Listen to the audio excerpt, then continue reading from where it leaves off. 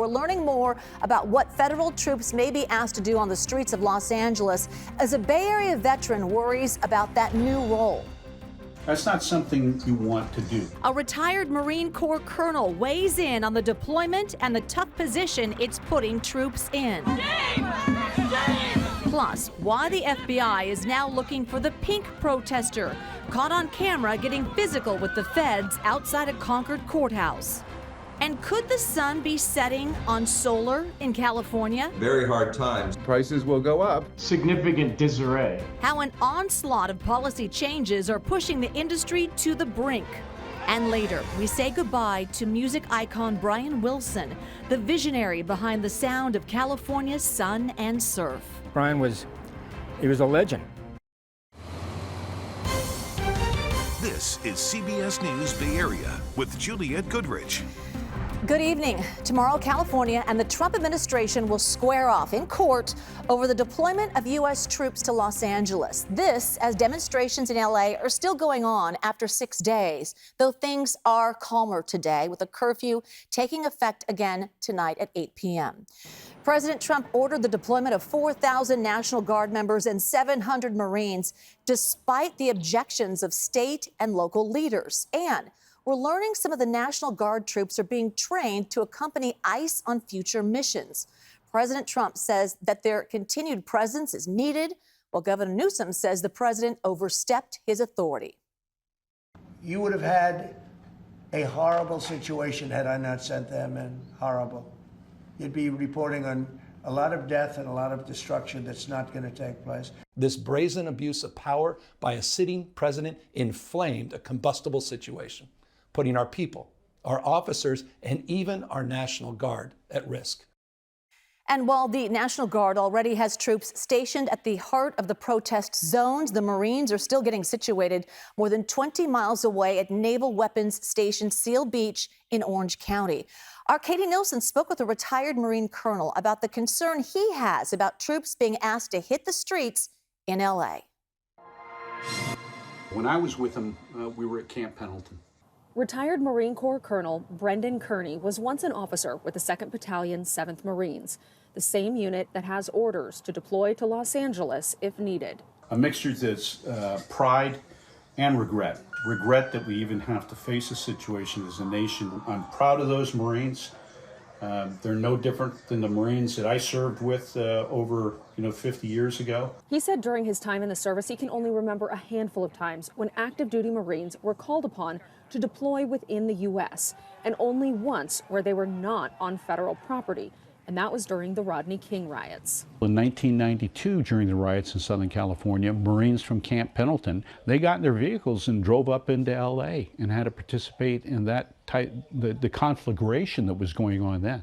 Right now, 4,000 California National Guard troops and 700 active duty Marines have been assigned to Los Angeles. Our mission is to protect federal agencies, their personnel as they conduct their federal mission, and then also to protect all federal assets and federal facilities. Protecting federal employees and property is all the armed forces can do under the Posse Comitatus Act, which was signed back in 1878 during the Reconstruction period after the Civil War. It says the military cannot be used as civilian law enforcement unless authorized by Congress. Those Marines really cannot touch an American citizen. Only the exception would be in basically to prevent the injury to themselves, a fellow service member, or a citizen that is being assaulted right in front of them. They're allowed to temporarily detain and wait for law enforcement to come and arrest them. From Kearney's point of view, this isn't a situation any member of the military wants to be in. There are no winners in this type of thing. It's a series of losers, and the country doesn't prosper because of it. Meantime, Governor Newsom is warning President Trump's deployment of the National Guard in Los Angeles could impact our wildfire response. So he took to X this morning, pointing out, quote, the ranch fire in San Bernardino is 4,000 acres and growing. Meanwhile, 5 of California's 14 National Guard fire crews are understaffed because Trump deployed them for a political stunt in LA. This isn't just illegal, it is dangerous. The fire that the governor was referring to has burned about 4,200 acres so far and is only about 10% contained.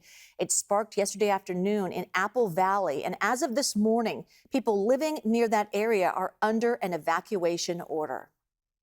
So the protests today in Los Angeles have been peaceful so far, but we are getting an update from officials about the number of arrests. LAPD has arrested around 400 people since Saturday, mostly for not leaving when told. And last night, around 20 people were arrested for violating the new curfew.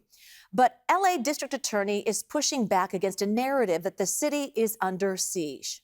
99.99% of people who live in Los Angeles City or live in Los Angeles County have not committed any illegal acts in connection with this protest whatsoever. Meantime, the Department of Homeland Services is denying federal agents were involved in a hit and run in L.A. According to witnesses, 2 unmarked SUVs trapped a vehicle and federal agents shot less than lethal rounds when a suspect did not follow their commands to exit the car. Moments later, the driver surrendered and officers took him into custody. DHS says the incident was a targeted arrest of an alleged violent rioter. Today, the White House confirmed that ICE and other federal authorities have arrested 330 immigrants in the greater Los Angeles area just since the sweeps started last week. Only a third of them have prior criminal convictions. Meantime, the FBI is offering a $25,000 reward for this woman you see there, who they say assaulted federal agents and stole an FBI badge during protests at the Concord Immigration Court yesterday. So our cameras were outside as the woman there in the pink beanie is seen shoving herself into several federal agents as they tried to escort someone out of the courthouse to a waiting SUV. That same woman can then be seen standing in front of the vehicle trying to block it. After that, a woman dressed in the same clothes but without the beanie is seen trying to slap one of the agents, who blocks them with his arm. FBI officials telling us these kind of physical altercations will not be tolerated. We understand the importance of the First Amendment. We will use our resources. We will use our ability to enforce law when those lines are crossed and they become assaults. If she is caught and convicted, punishment for assaulting a federal officer ranges from fines to up to 20 years in prison. So we have not seen any major protests here in the Bay Area today, but there is some cleanup underway in Oakland. Last night, hundreds of people gathered at Fruitvale Plaza for a vigil supporting immigrants and showing solidarity with Los Angeles. Faith leaders prayed with the crowd and urged people to build community and stick together to fight back against the federal government. But about an hour after that peaceful protest, a group of looters broke into a shoe store on International Boulevard. So here's video. It shows dozens of people storming the store, grabbing shoes and clothing. Police say one person was arrested. A local business owner we spoke with says the looting is only hurting community members. The majority of this whole street, if you go from 30th to all the way up to 39th, all this stuff, 80% of these business owners are Hispanic. And you're messing up the communities. I mean, you're fighting for your community, but you're also messing up your community. And so now you have mom and pop businesses that have to spend extra money. They're spending their hard-earned money to even stay in business now. It's not clear if the looting is connected to yesterday's demonstration.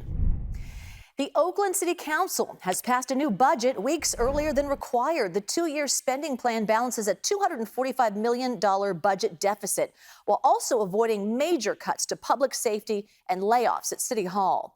Council members credit some creative budget maneuvering to secure more funding that includes cuts to 240 vacant city positions and 85 frozen positions, as well as a proposed increased parcel tax that city leaders hope will generate an additional $40 million for public safety. Fire Captain Seth Allier says the new budget doesn't solve every problem, but it is a step toward progress. It's just the idea that we are on the right path and that we're moving forward in Oakland. We just want the resources and the support to be able to show up when Oaklanders need us most. So the budget will keep all 25 Oakland fire stations open over the next 2 years, with the exception of one station brownout for 90 days this winter. All right, still ahead, here at 6. From Sacramento to Washington, how shifting policies are putting the solar industry on the brink. It's not something that could not have been predicted. It'll just be a different economic equation. Plus, why the billionaires who bought 50,000 acres in Solano County are trying to convince an existing city to annex part of their land.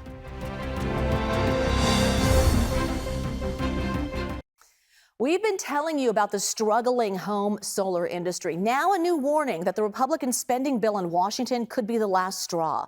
Our John Ramos on the plan to eliminate a 30% federal tax credit. We've been doing a lot of reporting on the solar power industry lately, and the news hasn't been very good. California has been pulling back from the incentives it once offered for rooftop solar, and now action by Congress has some people thinking the industry could be on the verge of collapse. Solar power itself is a proven technology with a lot of benefits to offer as a clean, renewable source of energy. But right now, a lot of energy is going into just keeping the business alive. I think the industry is going to go through some very hard times. Severin Bornstein at UC Berkeley's Haas Energy Institute says rooftop solar has gone through a lot of changes, with the state reducing how much solar system owners get from the energy they produce. But he says lately things have been improving. 2024 was back to 2021 levels. So they had really recovered from a drop. But now with what the Trump administration is doing, I think that there's a lot of concern. There were already a lot of rooftop solar companies that had pretty tenuous financing and were having a hard time. And I think this is pushing some of them over the edge. He's talking about a Republican effort in the budget bill to completely eliminate the 30% federal tax credit given to people who install solar systems on their homes. That, along with the tariffs being imposed by President Trump, has solar industry insiders calling foul. It's really sad to see solar energy getting caught in partisan crosshairs. The sun is not Republican or Democrat. The need for more electricity is not Democrat or Republican. We need more energy in America, and Congress has a role to play in making that happen. But right now, the role Congress is playing is to restrict rooftop solar, along with other renewable energies, in favor of older sources like fossil fuels and coal. The effect has already been devastating, with solar companies going bankrupt across the country.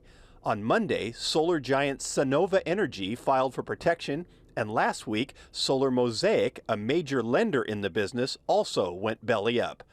But Gordon Johnson, founder of a research firm studying the industry, says the companies may have brought it on themselves simply by the way they did business. The solar industry in the U.S. is in a state of significant disarray. And, it's not something that could not have been predicted. They perpetually issue debt. These companies are always issuing debt.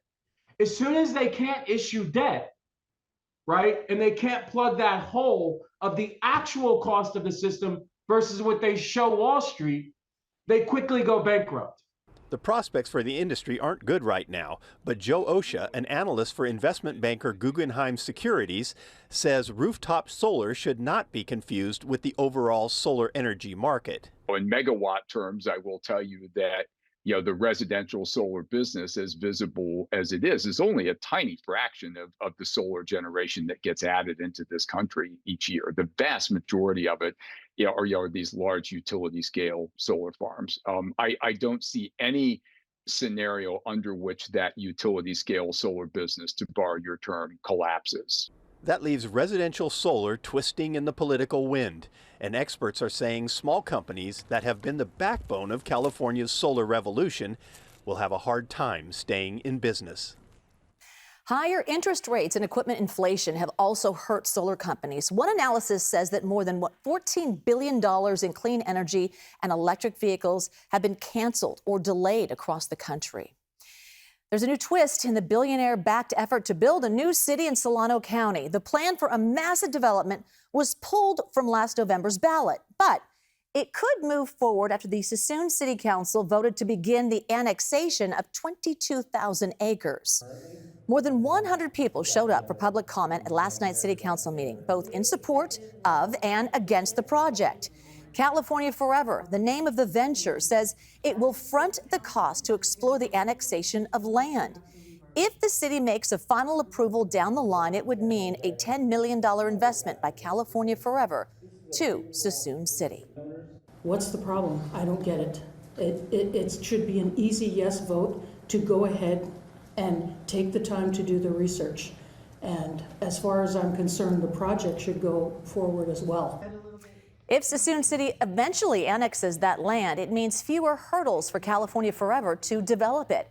Opponents of the project say the group behind it can't be trusted to do what's best for Suisun City. When it was happening last summer to go on the ballot, and nobody wanted it, and so they took it off the ballot. And now with this, we don't even have that right anymore. California Forever released this statement on the vote. We look forward to working with Suisun City and Rio Vista to bring new industries, amazing neighborhoods, and new sources of tax revenue to the region. He was on the leading force behind the Beach Boys and the California Sound. Word today that founding member Brian Wilson has died.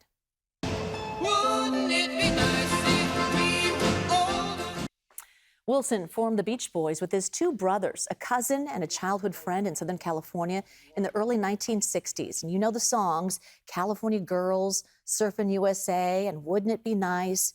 Brian Wilson was celebrated for his musical arrangements. The band captured the surf, sun, and surf energy of California. A Bay Area musician is remembering Brian Wilson as a friend and touring partner. Papa Do Run Run was formed by four friends in Cupertino in the mid-1960s. Their group became friends with Brian Wilson after founder Don Zarelli met him at a surf festival. Brian wanted to, in the 80s, he wanted to go out back on the road as Brian Wilson by himself without the Beach Boys. And we became his rehearsal band. He's fantastic at the rehearsals. He knows everything about music. Papa Do Run Run eventually became a longtime touring partner and opening act for the Beach Boys. Coming up 6:30, the CBS Evening News will dive deeper into Brian Wilson's life and legacy. For the first time in several days, we did see a nice amount of California sunshine breaking through over downtown San Francisco. It just didn't help our temperatures out a whole lot. That strong onshore breeze kept us in the 50s at the coast with 60s and 70s elsewhere. We're going to add some 80s to the map beginning already tomorrow. Details coming up in the First Alert forecast.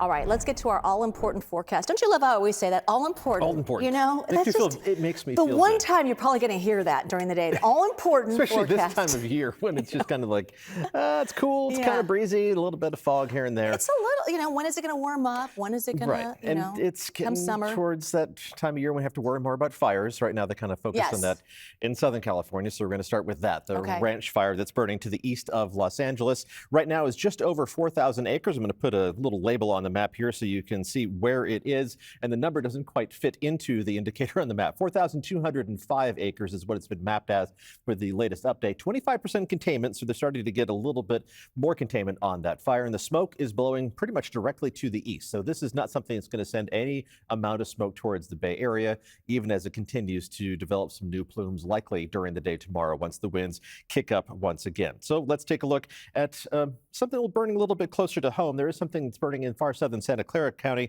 called the Dino Fire because of its location. It is at 200 acres, but already up to 45% containment. So the air crew is doing a good job of getting a handle on that one. This one's burning to the east of Gilroy, but just another sign that we are getting closer to that time of year, even as we continue to enjoy the June gloom that took a bit of a break for much of the Bay Area today. Right now, looking towards the Golden Gate, we can actually see the Golden Gate Bridge from Salesforce Tower. We can see anything from Salesforce Tower. It's been socked in with cloud cover the past few days. Temperature is only 57 degrees in the city, and it's only 60 degrees across the bay in Oakland.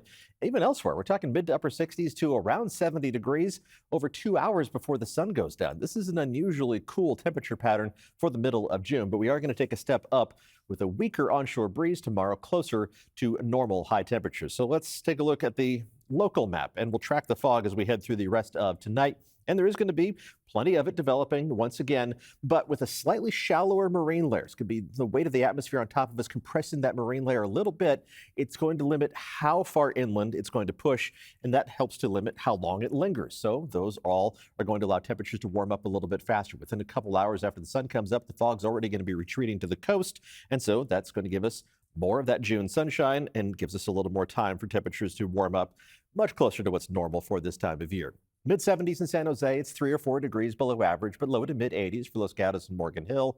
A mix of upper 70s and low to mid-80s east of the Oakland Hills. 85 degrees are in Antioch and Brentwood, some of the warm spots on the map. 70s for Fremont and Redwood City, even 71 in Oakland.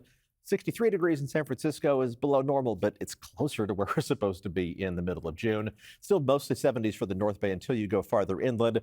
Going for 91 degrees in Healdsburg tomorrow afternoon. Again, a big contrast as you go farther and farther inland away from that marine influence. Dog walking weather for tomorrow. Let's take a look at Maverick, who looks awfully happy to be in this picture, probably because he has his ball sitting right there. Good fetching weather for Maverick tomorrow in El Sobrante. Temperatures warming up to around 70 degrees in the afternoon.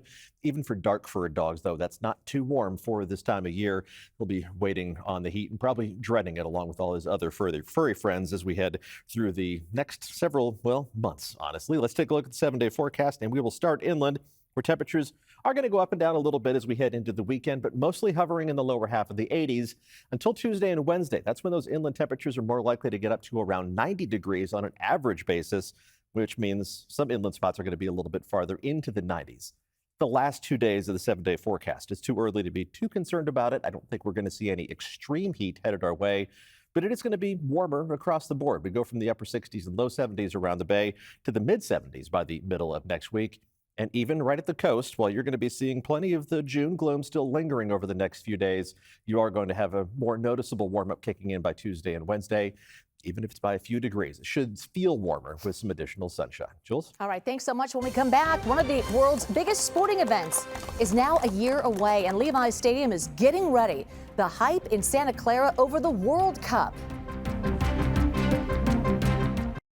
In exactly 1 year, the 2026 FIFA World Cup officially kicks off, and today an official plaque was unveiled outside Levi's Stadium, which will host 6 matches. In 1 year, the World Cup will be playing right behind us. You guys excited for that? Yes. It is. You bet. Several youth soccer teams were there to celebrate. They had a chance to show off their skills at a soccer clinic and ask soccer stars some questions during a Q&A session. Former San Jose Earthquakes forward Chris Wondolowski hopes young soccer fans can enjoy this experience of the World Cup coming to the Bay. It's for them, and just to be able to drive that, again, love for the game. And so if it connects with one, then that's a win. Again, just to be able to realize it and be able to see it up close, I think it just gives it a different perspective. The Bay Area is one of 16 regions across the U.S., Canada and Mexico hosting games. The first match at Levi's Stadium kicks off June 13th, 2026. Thanks for joining us. CBS Evening News is next. We're back right here with more local news at 7 o'clock, always streaming on KPIX Bay Area. We'll see you soon.